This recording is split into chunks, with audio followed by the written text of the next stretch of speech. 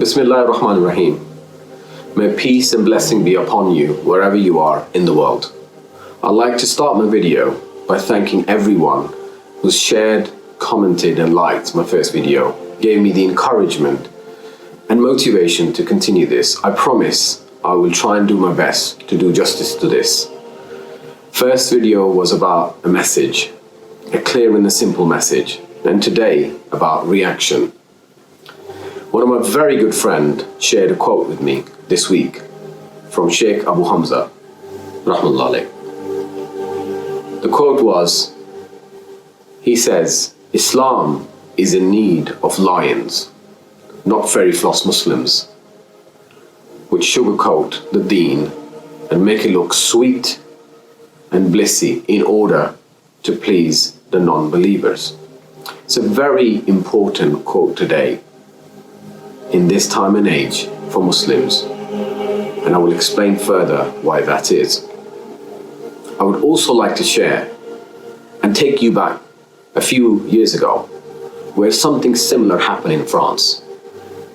Once again, at that time, someone tried to mock our beloved Prophet Muhammad sallallahu alayhi wasallam. It was a time when we had caliphate. It was a time when we had a Khalifa, Sultan Abdul Majid II. When he heard this happened, he called the ambassador of France to his palace. He was a brave man, and he said, I am the Sultan of the Balkans, Iraq, Syria, Mount Lebanon, Hijaz, which is Saudi Arabia today, Caucasus, Anatolia, and I am the ruler of Istanbul. I am the Khalifa of Muslims. Remember my name, Abdul Hamid Khan. And if you do not stop this offense to our beloved Prophet, I will destroy the world above your heads. That is a statement. And the reaction was very swift.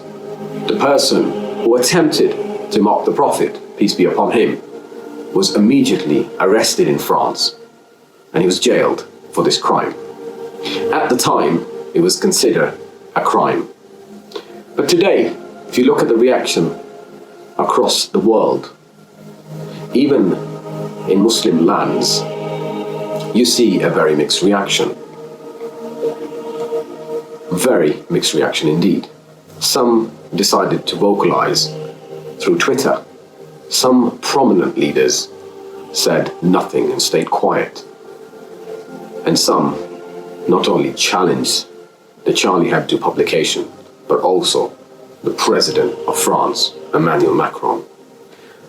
From the same soil and the same land as Sultan Abdul Hamid, yet another leader stood up and had the courage and had the strength to challenge the French president and the French newspaper, Charlie Hebdo. He gone to the extent where he called the irresponsible statement and the provocation from the President of France and stopped him from spreading hate. And he said, there's something clearly wrong in your brain. There was a lot of people that didn't like that comment, but he stood his ground.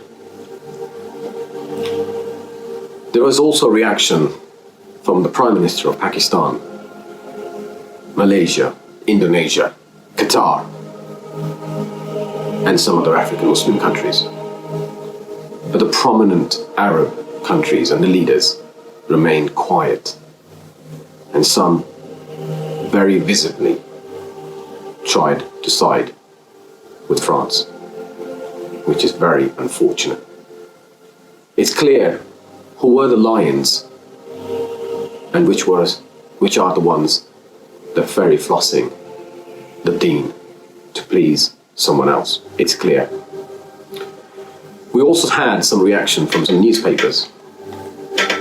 New York Times is a credible paper, and their response to such provocation from French newspaper and the president was that they published an article which they had a lot of backlash on, but they published it. It says, Is France fueling Muslim terrorism by trying to prevent it? Clear meaning of that is oppression is not going to work. Also, Guardian, very credible newspaper from the United Kingdom, also said, stop the racism rather than reforming Islam. Islam does not need reforming. We also saw the Prime Minister of Canada, Justin Trudeau, clearly saying freedom of speech should have its limits. It shouldn't hurt the sentiments of people.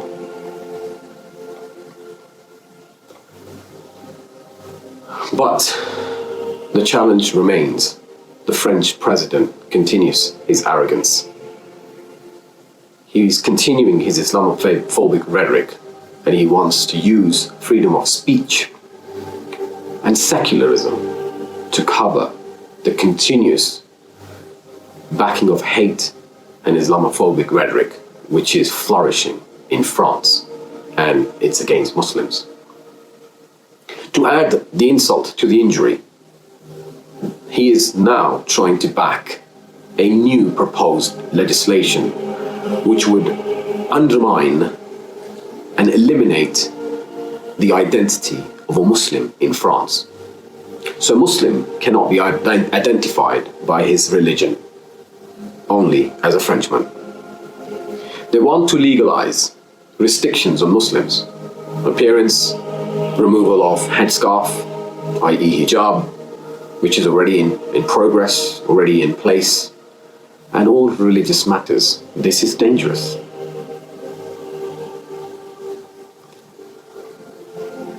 But nevertheless, it's going to be hard for French Muslims. It's going to show and continuously feel as an oppression for Islam and Muslims within France. There's a similar pattern emerging in another few countries. It's not only a similar pattern, but they openly support each other on their narrative and their Islamophobic and xenophobic rhetoric against Islam and Muslims. It's not a surprise. Top of the list, as you see it, for the last few years, Israel continuously oppressing people of Palestine. But unfortunately, some key Arab leaders and some key Arab politicians already showing they are taking Israeli dope. Saudi Arabia and UAE are the front runners. And we have seen recently, and they would go to any extent to please Israel, even if that meant they stood against all the Ummah of Muhammad sallallahu alaihi wasallam. It's very unfortunate. What I have seen a couple of days ago, a very credible newspaper in Saudi Arabia called Karb has published that Bayt al-Muqaddas does not exist in Palestine. They're suggesting it actually exists in between Mecca and Taif, about 18 miles away from Mecca. Now we know no one publishes anything in Saudi Arabia unless they have the approval from the royals. You can see there is a bigger agenda here. UAE recently accepted Israel as a state, and there was no mention of Palestine. There was a deal of the century that was shown around, talked about, sent around by President Trump and his son-in-law, Jared Kushner, the deal of the century, a two-state solution. But while UAE accepted Israel, there was no mention of Palestine. So where that deal of the century gone, we have no idea. And we compromised on our Muslim country, Palestine, in UAE to accept Israel. And we've been told in the background, Saudi Arabia has also forged a deal with Israel and only a matter of time they will be announced. Going back to the news about Beit al-Maqdis, and the reason behind that is clear. They want to please Israel because they want to destroy the Beit al-Maqdis in Palestine, and they want to erect the third temple. Now they are doing it for their religion, and their prophecy has to fulfill, and this is the only way.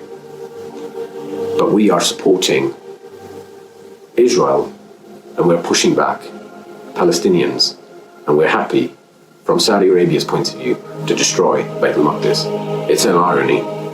It is an irony. But I was so sad when I listened to this news, and Quranic verses came into my mind. وَيَمْكُرُ اللَّهُ وَاللَّهُ خَيْرُ الْمَاكِرِينَ. They plan and Allah plan, and Allah has a better plan, and we have no doubt in that. While I'm on this topic, another country has joined, France, in doing the same, absolute same division and hate between Muslims and the rest of the world. There is a very prominent politician and a chancellor, Sebastian Kurz, who has been lobbying against Muslims for some time. That's his primary goal. He is the one behind the banning of headscarf, especially in Muslim girls, in colleges, universities and schools, and in public places. He belongs to far right, no doubt about that. And he had a support of far right. But it's sad to see and hear there's a lot of liberals in Austria who are supporting him. So while he has that support and has that hate and Islamophobic sentiment inside his heart against Islam, he's going further. He's lobbying for a new law which will be covered under Terrorism Act of Austria, a political Islam, which will become a crime in Austria. And while they covered it under the Terrorism Act, or trying to cover it under the Terrorism Act, I explained to you what that really means. That means any Muslim can be called a terrorist, can be detained, arrested without a warrant. It will change the daily lives of the Muslims dramatically in Austria. Using this legislation and new law, they can stop Muslims from praying in the masjids. They can lock the mosques. They can stop people praying together in a congregation. They can stop Muslims from using mosques for weddings. They can change the way Muslims do weddings. They can stop people buying and selling halal food. Appearance is key for them. Banning of the headscarf, change of beard. They can stop people reading Quran, or even carrying one, or keeping one. They will stop call to prayer. In Austria, the mosques were closed not long ago. What does that mean for Muslims who are living in Austria? It's a clear agenda. Does it remind us of something similar that happened some years back in Germany? There was a nation that was subject to torture, killing, genocide, because the way they looked, their beliefs, their attire, their community. Yes, I'm talking about Hitler, Germany, and the victimization of Jewish people. But now, it looks like it's changing. Now the target is Muslims. Target has changed, but the crimes are the same. Imagine living in Austria and France under those conditions. The question I ask, this is happening under the freedom of speech, freedom, secularism. What kind of freedom is that? What kind of secularism is that? How is that a free state? How is that a democracy? It's more like a dictatorship. It's more like oppression. And clearly, when all of that is going to happen, people will feel oppressed. People will feel frustrated. people will feel they have nothing else to do but to react. And then reaction may be violent, and that would be used. That would be used to publicize and say yet again, here we go, Muslims are terrorists. This is happening in European countries, my brothers and sisters. This is happening in Europe in the name of liberalism, in the name of secularism, in the name of freedom. It has everything else but that. The agenda of nationalism and racism and xenophobism and Islamophobism is clear there. But people are only hated because they have certain beliefs. And those beliefs are a threat to the globalization, to the New World Order, and to the greater plan that's being knitted behind the scenes. Question I ask the European Union, the United Nations, what are you doing about this? This is Nazism. Yet again, another episode of Nazism will prevail, but this time against Muslims. It saddens me. I do not want to talk about the next country on the list who's following suit, because I love that country. I have so many friends from India, so many intelligent people, superb, amazing people from India. But look what's happening there. The government versus Muslims. I love everything about India. But the challenge here is that I can't answer myself is why would some people in a state get locked in for over a year and almost 1 million soldiers are out there controlling them, keeping them locked in because they're Muslims. I have seen some really disturbing images appearing on YouTube and social media from India. There's a lot of liberals, intelligent, honest, and amazing people from India who are raising the voice. They're challenging, but nothing's getting done. The leaders of these countries that I've mentioned, they are openly backing each other, which is an irony, and no one's there to stop them. How can we stop these people? How can we make the difference? How can we make them aware that being a Muslim is not a threat to any society, any country, any state, nor the world? Being a Muslim is blessing, bringing kindness, love and peace to the global world. But in these countries, Muslims feel oppressed and they don't know what to do. But I don't want you to react violently or use the wrong way of reaction, because it's only going to fuel more hatred, which is the agenda. People do ask me, what would you do if you were in that situation? And I would say, I would move. People say, we don't have the means or capacity to.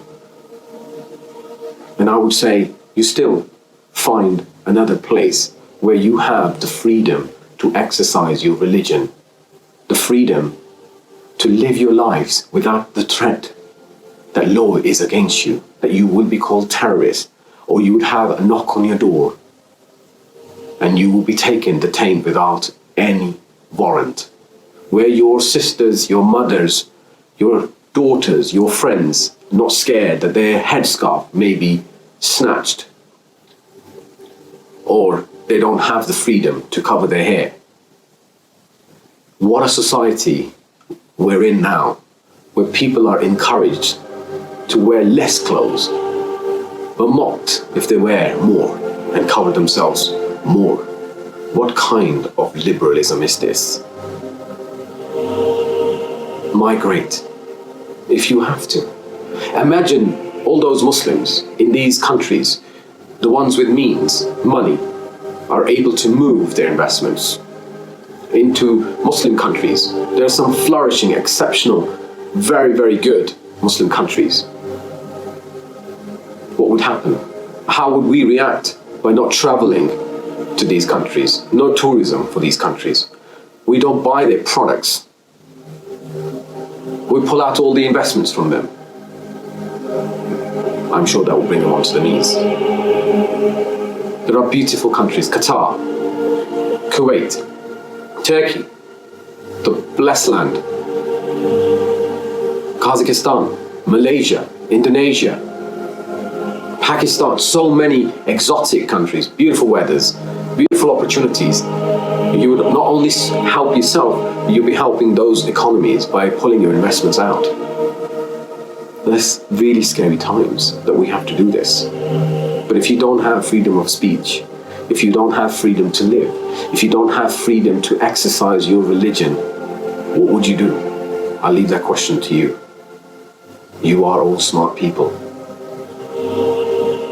I thank you for listening to my video. Please leave me a comment. Please give me some feedback. And may peace and blessing be upon you wherever you are in the world.